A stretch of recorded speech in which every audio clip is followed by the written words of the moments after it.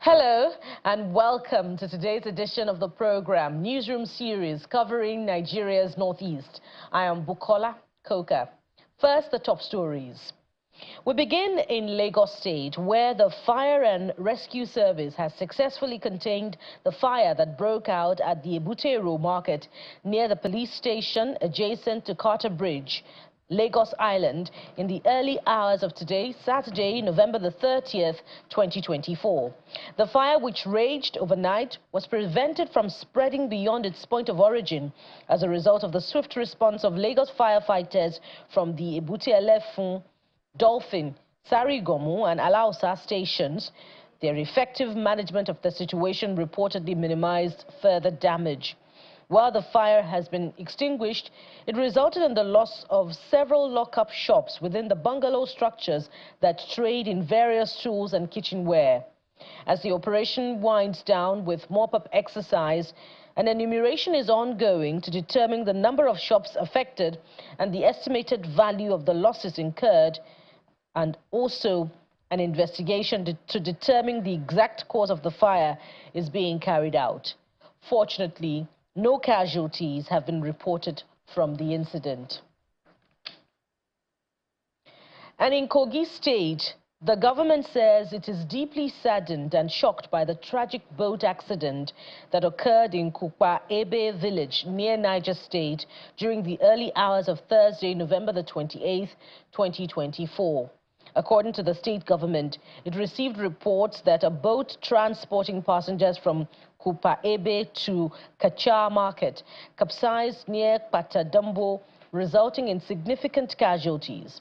While recovery efforts are ongoing, it has been confirmed that 24 victims have been rescued and are currently receiving medical care in nearby health facilities. Sadly, however, many more are feared dead. The state government extends its heartfelt condolences to the families who have lost loved ones in this unfortunate incident. Governor Usman Ododo has directed the State Emergency Management Agency to provide immediate relief materials to affected families. Additionally, the Ministry of Health has been instructed to ensure that survivors receive adequate medical attention.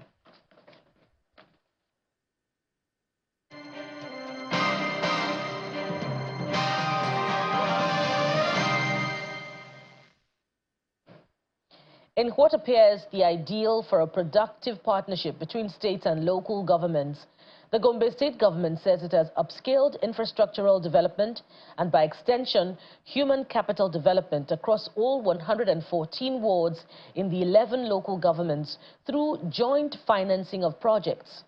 During the inspection of ongoing work in Shongom, Kaltungo, Ako and Gombe local governments, the Secretary to the State Government, Professor Abubakar Njondi, says the Yahaya-led government is building a legacy for posterity by investing in ambitious projects. The state's Joint Project Development Agency reveals how it works is addressing decades of infrastructure deficit in the 11 local government areas of the state. Inspection of projects being worked on through the joint efforts of the Gombe State Government and its local government areas. At the request of Governor Yahaya, the Secretary to the Gombe State Government, Professor Abubakar Njondi, visits Shongom, Kaltungo, Ako, and Gombe local governments for an on-the-spot assessment of compliance to standards and completion levels of the joint projects. The joint project in Shongom is the rebuilding of the secretariat offices gutted by fire years before Yahaya came to power. At about 80% completion level, Kaltungo local government witnesses a massive overhaul and remodeling of Shalpidi House Secretariat complex, starting from its one-story executive unit to more offices and a cold store for storing drugs. While the 48-year-old Ako local government secretariat complex is also witnessing a complete remodeling. The people and the community are overwhelmed with the activity that is happening here. For more than 3 decades, this local government has not had this kind of renovation. So the entire community, when you go into the community, almost every crook and crannies of this community, they are talking about this secretariat, and they are talking about the wonderful job that is happening here. And they extend their regards and their thanks to His Excellency, the Executive Governor, for the work he has been doing here, and also the contractor who has put in his best to say that this place has gained its new look and the work is done perfectly as expected. In fact, I'm very much impressed about this project. Before, we normally say Hausa because the offices were not applicable. We always say Hausa because the office we cannot be able to work in the office, more especially during rainy season. So I'm very much impressed of the program, and this thing will boost our morale, our productivity in the work. Idi shopping complex in Gombe local government area, also destroyed by a fire incident, is coming alive after many years under the joint project program.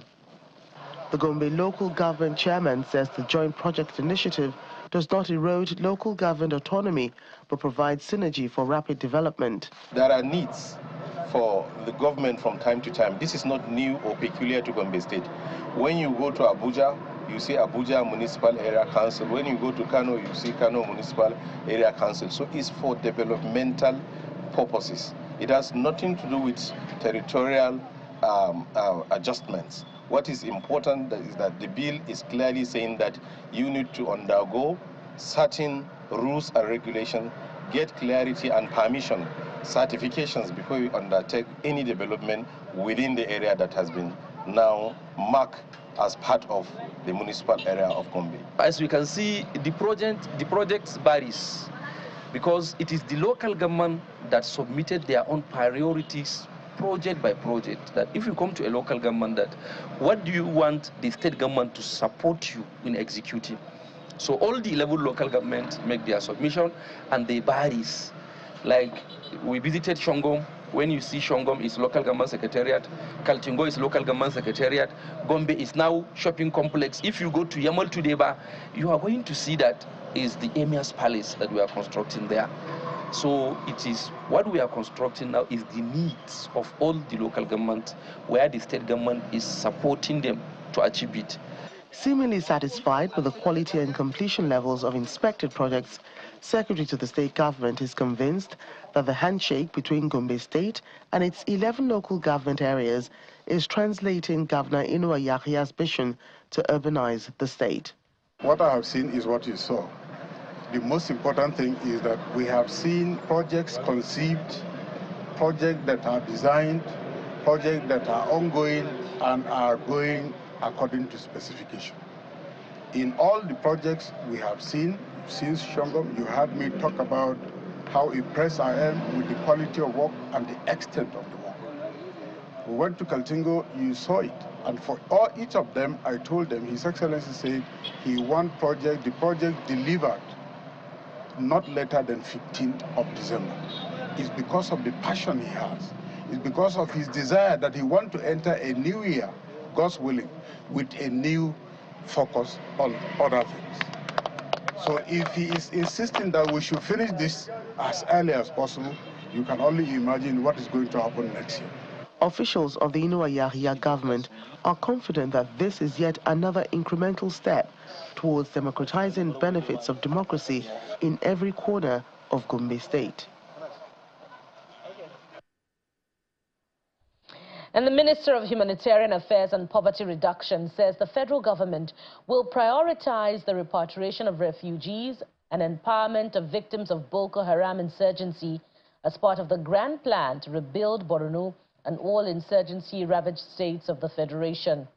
During a courtesy visit on the governor of Borno State, the minister outlines projects of the Ministry of Humanitarian Affairs and Poverty Reduction under his leadership for the state and other parts experiencing humanitarian crisis.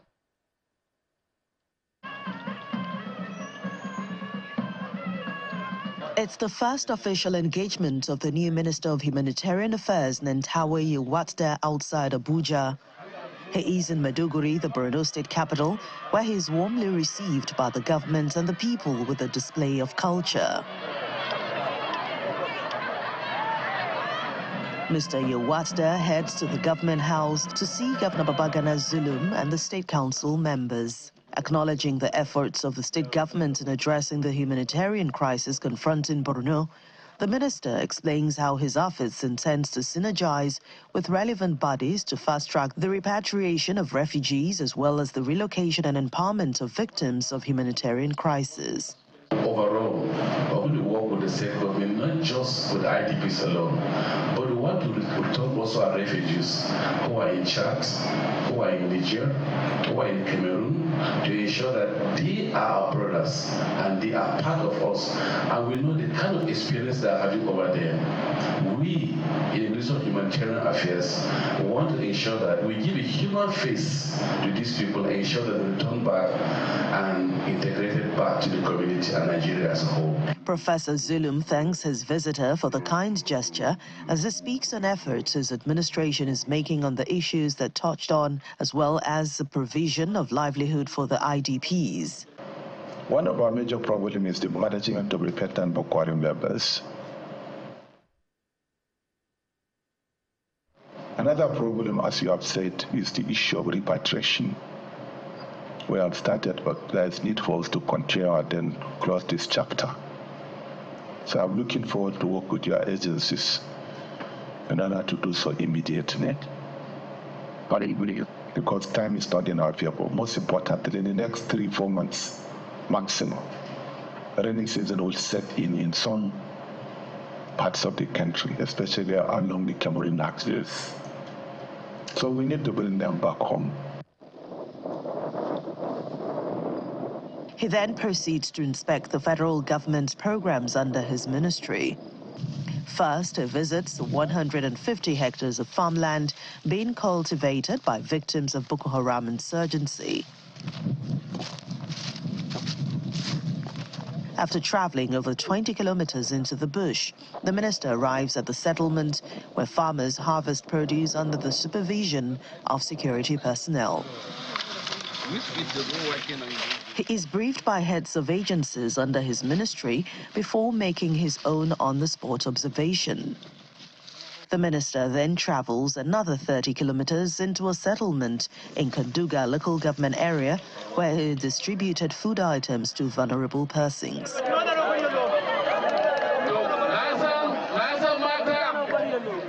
Before leaving Borno State, the minister visits another IDP camp where he spreads the message of hope and resilience, assuring them of President Tinubu administration's resolve to address all humanitarian challenges confronting the country.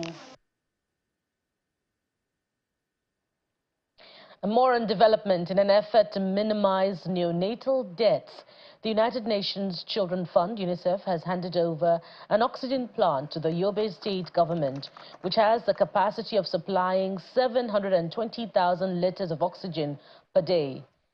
Handing over the facility situated at the specialist hospital in Damaturu, the state capital, the UNICEF Nigeria country representative, Christiane Mondati, says the aim is to guarantee the rights of children to health care. She explains further that the non-availability of oxygen in health facilities had resulted in deaths of many babies, especially those with complications at birth. While the country is doing well, we still have a challenge for neonatal deaths. Many of these deaths are because newborns don't have first the places, the equipment that needs for their life saving. One of those is lack of oxygen. These plants play a critical role in the states and the neighboring states.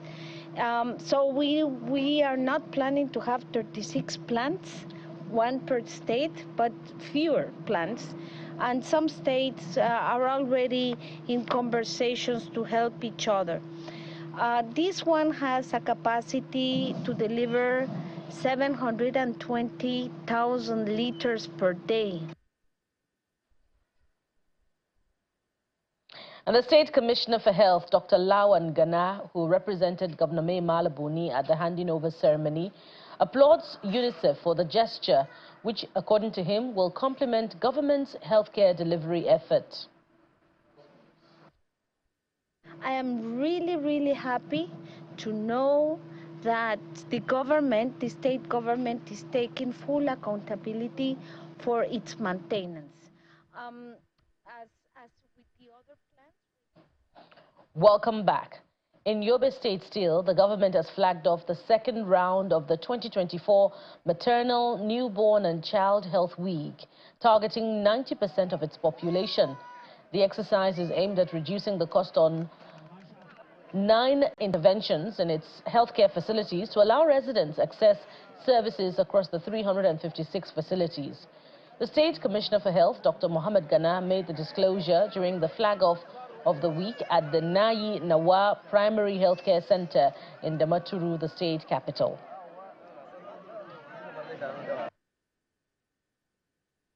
This year, we have planned 9 essential interventions to be provided through the MNCH week and SOD's activities, and they include routine immunization, vitamin A supplementation, antenatal care services, deworming of children, nutrition screening, birth registration, health promotion on key household practices, HIV testing and counseling, micronutrient supplementation. The MNCH week is also an opportunity to reflect on the progress made by the administration of His Excellency Honorable Mayor Malabuni, Chiromangujibawa Alendamatru, in improving maternal and child health. Under this administration, quality and effective healthcare services have been provided to women and children, regardless of their socio-economic background, through initiatives such as the free MNCH program and other health services for all pregnant mothers, children under 5 years, and accident victims. Women across Gombe State are closing ranks to speak up in one voice against gender-based violence, emotional abuse and discrimination against women. At the Pantami Stadium in Gombe, the state capital, wife of the governor, the chief judge of the state and the commissioner for women affairs joined wives of local government chairmen to lead the campaign to end the scourge in the state. Meanwhile, the Katsina state government is encouraging parents and communities to report cases of gender-based violence in order to eradicate the global pandemic. These women from various wards and local governments in Gombe State have gathered to speak out against gender-based violence. According to the state government, the state has over 87% prevalence rate of gender-based violence in the state, and the state has Domesticated Violence Against Persons Prohibition Act, as well as Child Rights Act to stem the menace.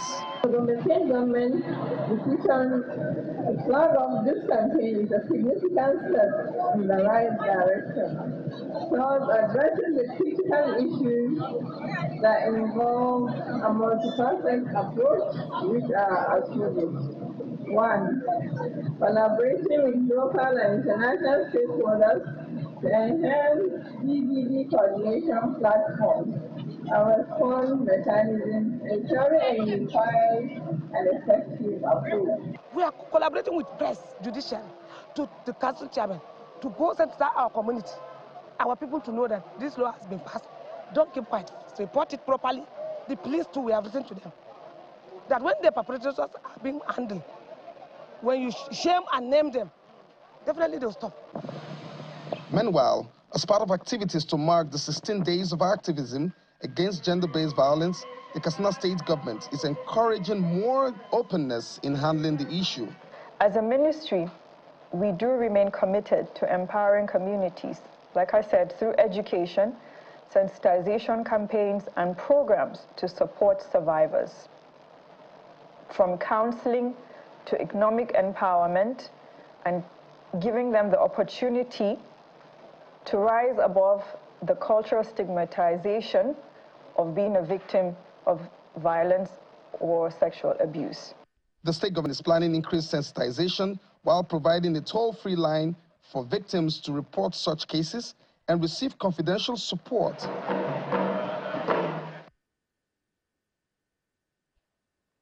With Women and civil society organizations in Taraba State, through the Office of the Wife of the Governor, are asking the state government and security agencies to rise to the occasion in taming the increasing number of gender-based violence in Taraba by investigating and dispensing quick justice against offenders.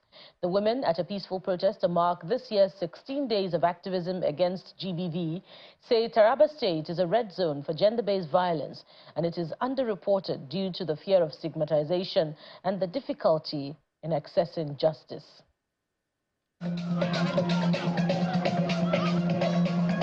A network of civil society organizations, including the Campaign by Women, the Human Rights Commission, and the United Nations, recently embarked on a sensitization walk on the ills of gender-based violence. The campaign, which is part of activities marking the 16 days of activism against gender-based violence, took place on various streets of Jalingo, the state capital, and terminated at the T.Y. Danjuma Government House, where they demanded the establishment of a family court to try offenders. While we acknowledge the progress made, we must also draw your attention to one of our most pressing concern, and that is why we are here today, the need for establishment of a family court in Taraba State. Such a court will provide a specialized legal framework to address cases of GBV and other family-related matters with urgency and sensitivity they deserved. While we also campaign for women, we should also be campaigning for the men.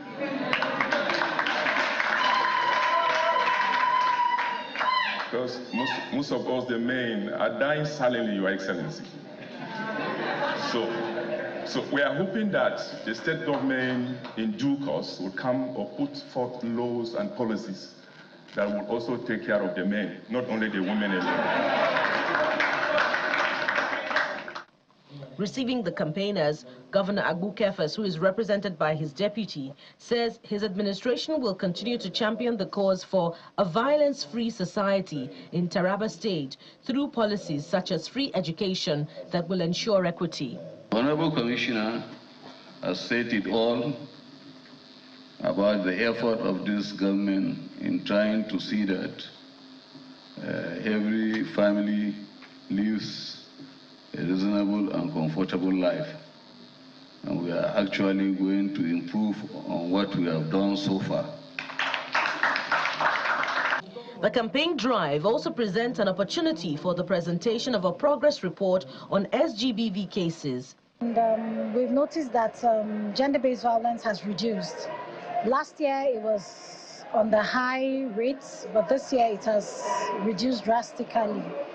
And so we've noticed that this reduction came with some of the approach that the Taraba state government has taken into cognizance, and which is the involving the partners, the IPs, the NGOs, and the civil society.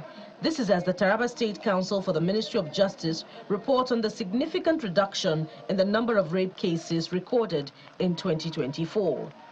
From the powerful stories we have shared today, the innovative ideas discussed, I am confident that we are laying a strong foundation for real and lasting change. The successes recorded in the past year in the fight against SGBV is cause for optimism expressed by the State Commissioner for Women Affairs and Child Development. And for their contributions towards the struggle to curb gender-based violence in Taraba, participants are presented with empowerment opportunities. Governor Hamadu Fintiri of Adamawa State has commissioned the remodeled Taraba State House of Assembly complex. According to the Adamawa State House of Assembly complex, according to the governor, for democracy to thrive, power must not only be separated, but each arm must respect the sanctity of the other to entrench development. The Taraba State House of Assembly complex, located in Jalingo, the state capital, was last constructed and commissioned on April 12, 1994. 24 years down the line, the complex is wearing a new look, courtesy of the determination of Governor Agbukefas to give the lawmakers a befitting environment for their legislative business.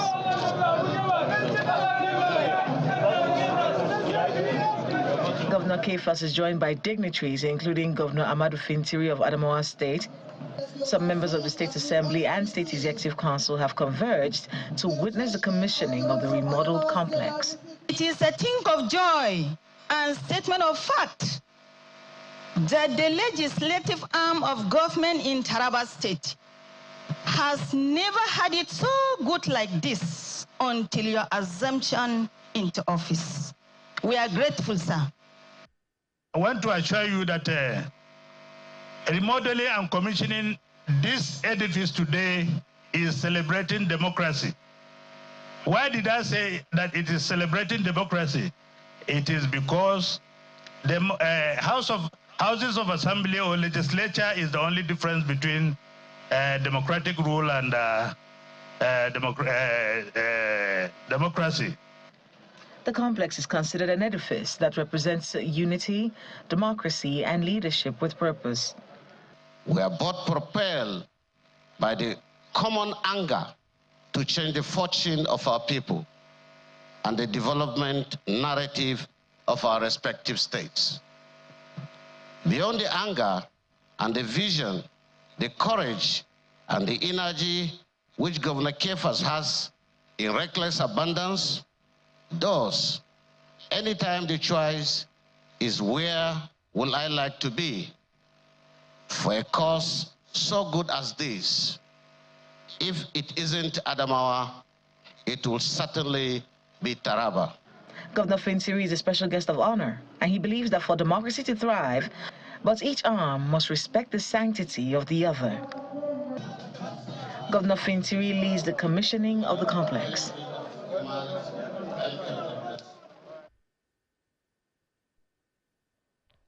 And that's it on the program. We'll be back again next week. Bye for now.